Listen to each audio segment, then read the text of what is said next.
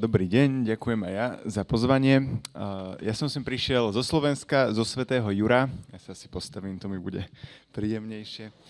A Svätý Jur je vlastne malé vinohradnícke mestečko, nachádza sa v Malokarpatskej oblasti a je to v podstate hneď vedľa Bratislavy, keď to tak regionálne predstavíte.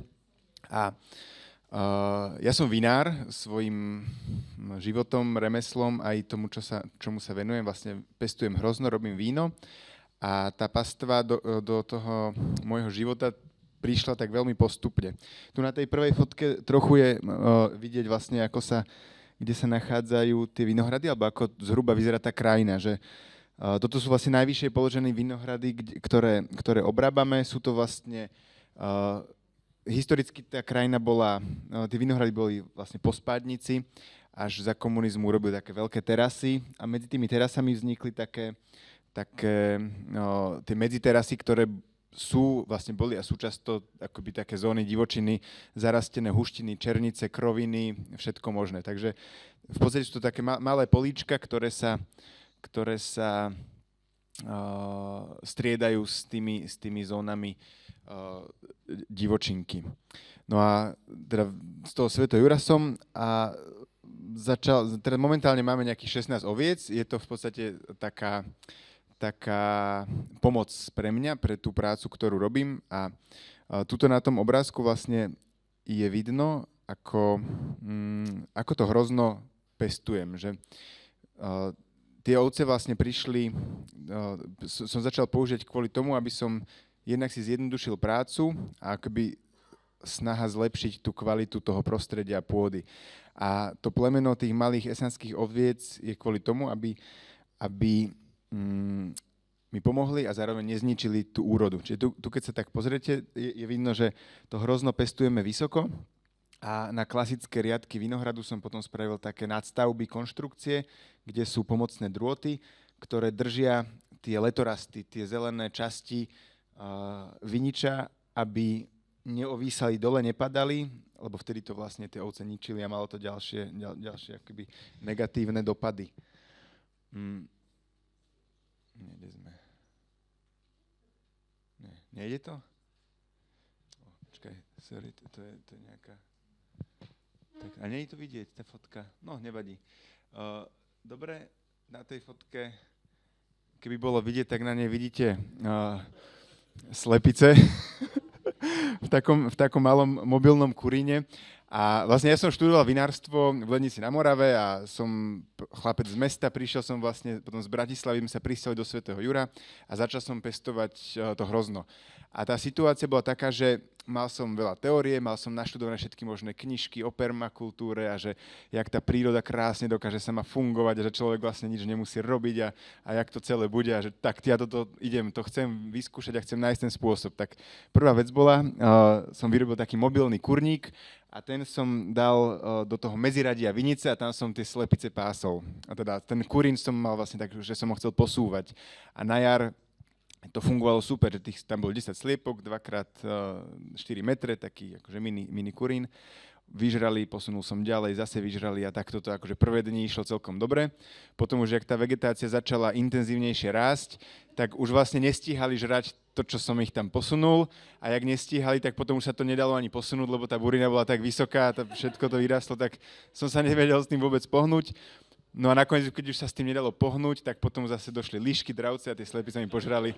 Takže zo sliepok nič nebolo. Takže no dobre, tak permakultúra je super, ale tak toto takto nebude fungovať. Tak som skúsil nasadiť potom na zimu vyšší kaliber, že malého mangaličáka som si tam do vinice dal, teda boli dvaja. A oni boli super, lebo rozrili tú pôdu, prekopali to, prerili, vlastne urobili z toho normálne proste prasačie rozritište a to bolo fajn. Ale jak došlo potom leto, stvrdla zem, tá pôda u nás je veľmi kamenistá, suchá, tvrdá a v lete to je jak betón, to je proste veľmi, veľmi tuhé, tak on vlastne už sa nezaujímal o rytie zo zeme a vyhrabávanie korienkov a začal žrať ten vinič, trhávať listy a ničiť vinohrad, tak tiež som si povedal, že to nie, tak sme ho potom odložili do mrazáku. A A potom som rozmýšľal, že čo ďalej a vlastne tým, že bývame vlastne blízko mesta, esanské ovečky sú malé zlatúčke plemeno, ľudia si ich radi berú do záhradok ako také živé kosačky a mazlíčci a neviem čo. A keď im tú záhradku vyžerú, tak všetci sú z toho na nervy a sa z tých ovec chcú zbaviť. A tak mi volal kamarát, že či nechcem nejaké ovce, že však to vyskúšam. Tak som ich doniesol do vinohradu.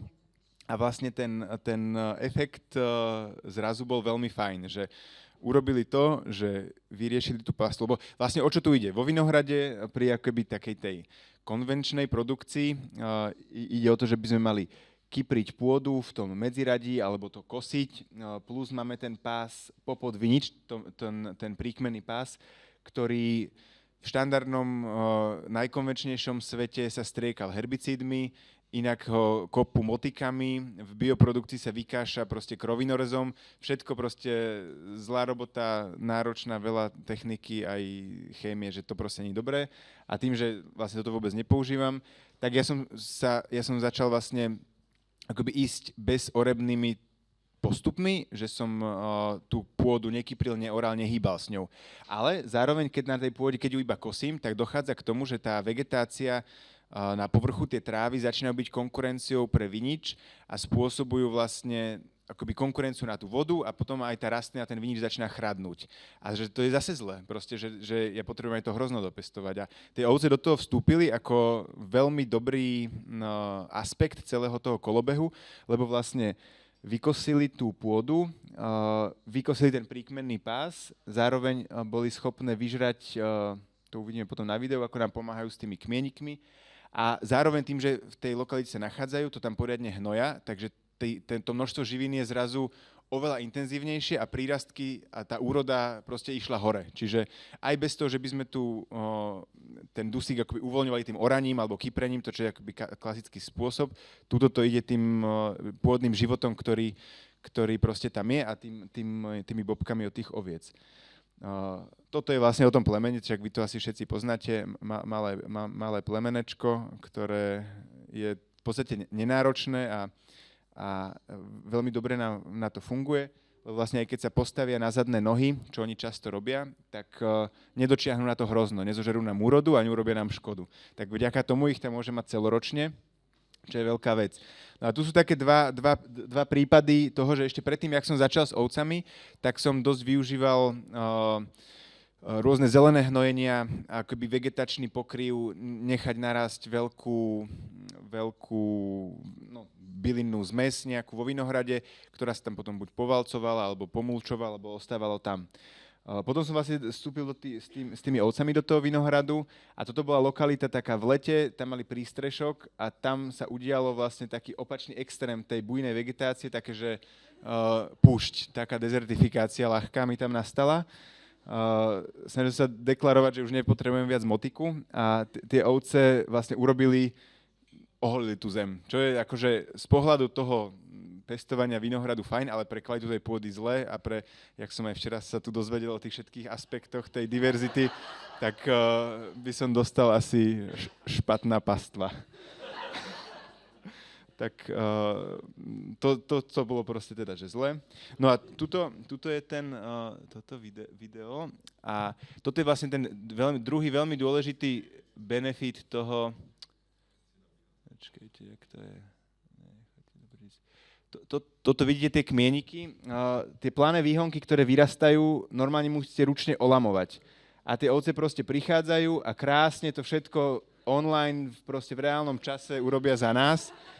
A to sa smiete, a to je brutálna pomoc. To je proste toľko akože roboty, ktorú musíme vynaložiť, že som z toho veľmi rád, že toto vlastne ja už nemusím robievať, že ich tam pustím a oni to proste vyžerú. A zároveň to, čo tá energia ide do tých mladých výhonkov dole, tak nemusí tam ísť a ide rovno do tých horných, kde máme tú úrodu a tým pádom zlepšuje ten rast a ten tok živín ide hore. Tak to je ten ako keby jeden z tých ďalších dôležitých benefitov, ktoré tam máme.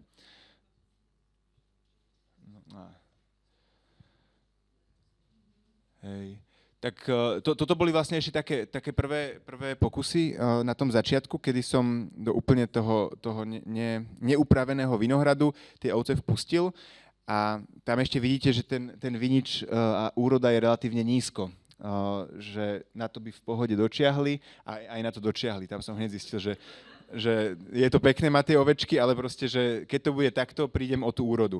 Tak potom v ďalšom roku som to vlastne vyviazal ten vinič vyššie, aby už úroda bola hore, ale zároveň sa udialo to, že tie letorasty ak rástli, oni prekryli ten vinohrad, padli dole a potom sa ovce za tým ťahali, strhávali to, zároveň tým, že to bolo prekryté, tak tie strapce mali málo slnka, vzduchu, oveľa viac začalo plesnivie, takže zase zle.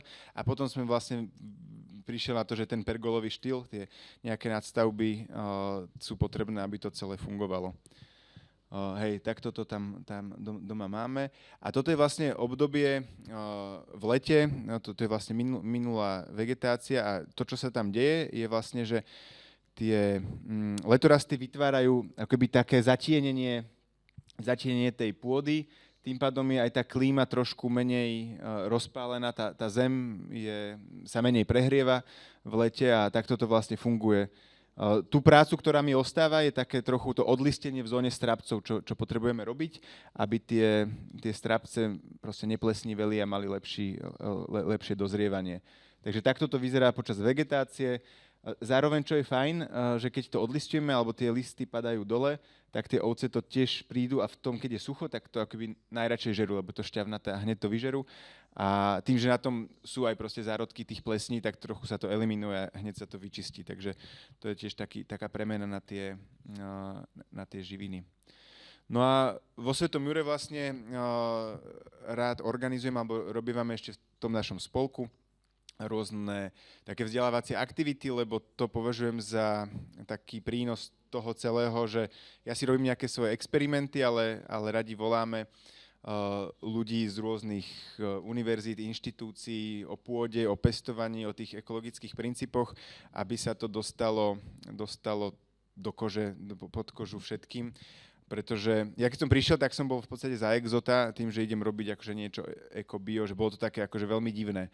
A teraz po tých 10, 11, 12 rokoch je to už také, že akože tá mladá generácia to považuje za štandard a tí proste starší už to tiež chápu.